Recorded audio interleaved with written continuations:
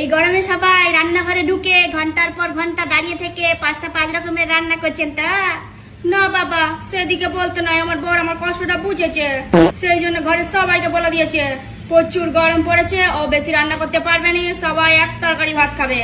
সেই জন্য আমার বর বললো এই গরমে সবজি টবজি কিছু খাইতে ইচ্ছা করছে না গো, আমার চিকেন কষা আর ভাত করে দাও।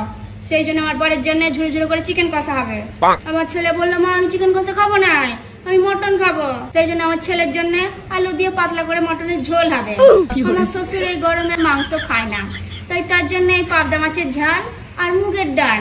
আমার শাশুড়ির নিরামিষ, তাই তার জন্য ঝিঙে দিয়ে আলু দিয়ে পোস্ত। আর আমার ননদের পেট খারাপ, সেই জন্য আমার ননদ বললো এইসব কিছু খাবো না রিজু, তুমি আমাকে একটু আলু ভাতে করে দাও আর একটু ডালের বড়া ভেজে দাও, আমি জল ঢেলে ভাত খাবো। দেখছো তো আমার কত তাড়াতাড়ি রান্না হয়ে যায়।